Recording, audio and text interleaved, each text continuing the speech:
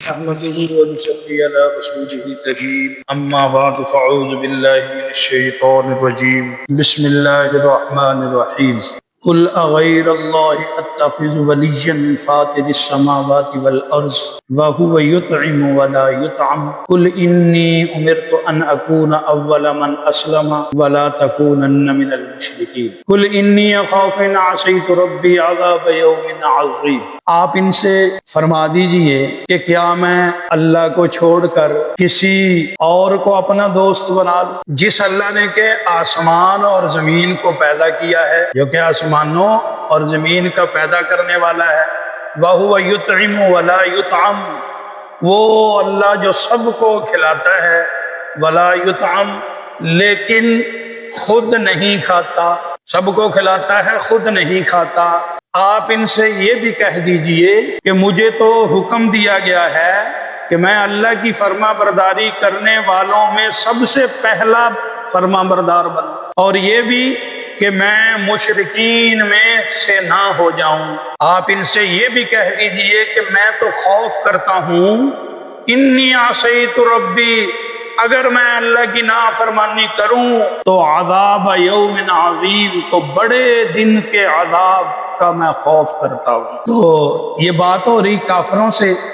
اللہ رب العزت نے مختلف طریقوں سے کافروں کو اور مشرکوں کو سمجھایا، پچھلی امتوں کے حال سنائے، ان پہ آئے ہوئے عذاب سنائے، کیونکہ یہ مشرک اور کافر آپ صلی اللہ علیہ وسلم سے یہ کہا کرتے تھے کہ آپ نے تو اپنے آباء و اجداد کا دین چھوڑ دیا، ہم نہیں چھوڑ سکتے۔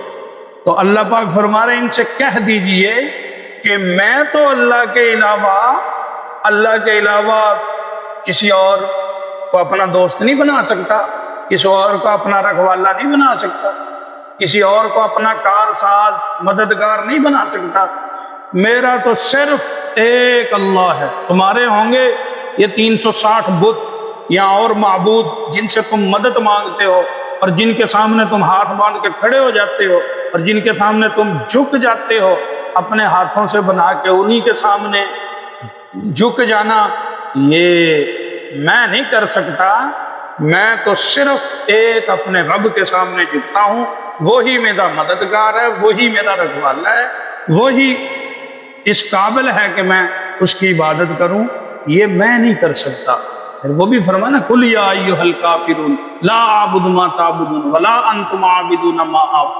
اے کافرو، جب بات حد سے بڑی کہ یہ کسی بات کو ماننے کو تیار نہیں، تو پھر اے کافرو جاؤ، جن کی تم عبادت کرتے ہو میں ان کی نہیں کرتا، ہاں میں نہیں کرتا ان کی، تم کرو ان کی، میں نہیں کر سکتا۔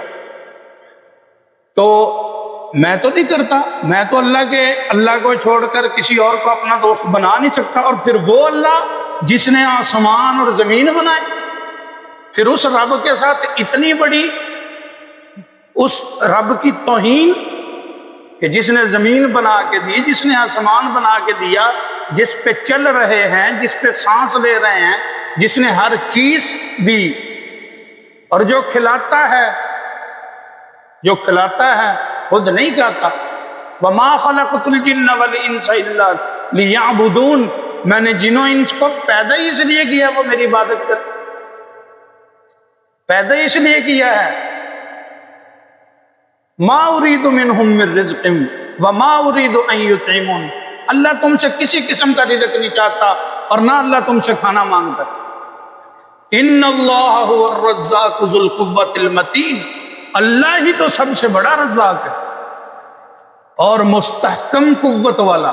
ہاں، اس نے تمہیں اس لیے نہیں بھیجا کہ تم اس کے لیے کوئی روزی کماؤ، یا اس کو عام طور پہ بندہ ہوتا ہے نا، کوئی بھی کام کرتا ہے تو وہ اس سے اپنا کچھ ذاتی فائدہ لینا چاہتا ہے، اس لیے کرتا ہے۔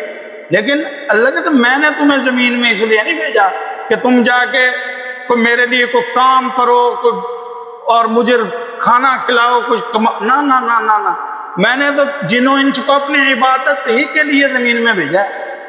اور پھر یہ نہیں کہ ان کی اس عبادت سے مجھے کوئی فائدہ ہے، نہ نہ نہ نہ نہ نہ، یہ بھی اکڑ میں نہ آ جائیں کہ جی اللہ کی عبادت ہم نے کی تو ہم پتہ نہیں کیا شے ہیں، تمہاری عبادت سے اللہ کو کوئی فرق نہیں پڑتا۔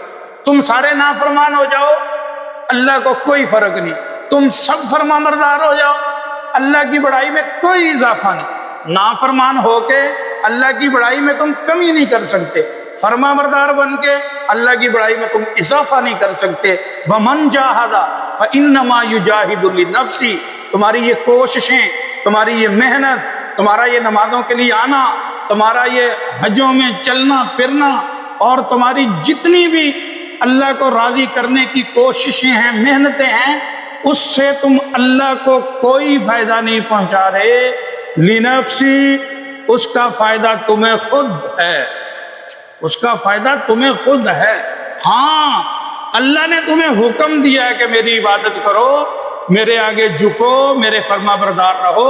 اگر تم رہو گے تو اس فرما برداری کی وجہ سے اللہ تمہیں ایسا گھر عطا فرمائے گا کہ جس کی کوئی انتہا نہیں، اور وہ جنت کی شکل میں ہوگا، اور اس کی طرف اللہ نے حکم دیا کہ دوڑ لگاؤ اللہ کی جنت کی طرف اور اللہ کی مغفرت کی طرف۔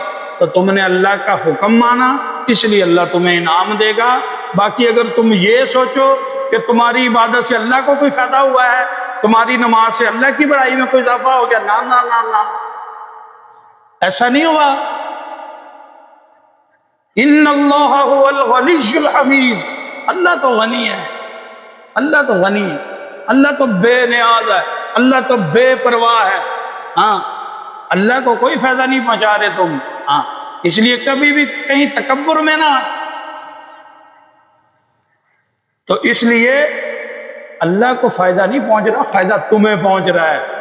تو اللہ بین ہے، اللہ نے تمہیں زمین میں بھیجا اپنی عبادت کے لیے، اور اس عبادت کو کرو، اللہ کا شریک کسی کو نہ ٹھہراؤ۔ میں ایسا نہیں کر سکتا، اور اتنی بڑی یعنی یہ توہین اللہ کی کہ جو کھانے کو دے، جس نے زمین آسمان دیا اور جس نے خود ہمیں پیدا کیا، اس کے ساتھ کسی کو شریک بنا لینا، نا نا نا نا۔ ان اللہ لا یغفر ان یشرک بہ ویغفر ما دون ذلک لمن یشاء، شرک نہیں معاف کرے گا، اس کے علاوہ جو چاہے گا معاف کر دے گا گناہ، تو میں یہ کام نہیں کر سکتا۔ اچھا، اب آپ صلی اللہ علیہ وسلم سے یہ تو ممکن ہی نہیں تھا ایسی وہ کہ آپ اللہ کی کوئی نافرمانی کریں یا شرک کریں۔ یہ بات ان کو سمجھانے کے لیے کی جا رہی ہے کہ تم یہ نہ سمجھو کہ میں تمہیں کہہ رہا ہوں کہ یہ بتوں کی پوجا چھوڑ دو، صرف ایک اللہ کی بات کرو، میں خود بھی اس پہ پابند ہوں۔ یہ نہیں کہ میں تمہیں حکم دے رہا ہوں تم کرو، نہیں نہیں، پہلے میں خود اس پہ پابند ہوں۔ میں تو یہ چاہتا ہوں کہ اللہ کی فرما برداری کرنے میں پہلا بندہ ہی میں بنوں۔ ہاں، اللہ کی فرما برداری میں پہلا بندہ ہی میں بنوں۔ کیوں؟ کیونکہ پہلا میں بنوں گا تو میرے پیچھے سارے آئے۔ ہاں، اور مجھے یہ حکم دیا اللہ نے کہ میں اللہ کا شریک کسی کو بنا ہی نہیں سکتا۔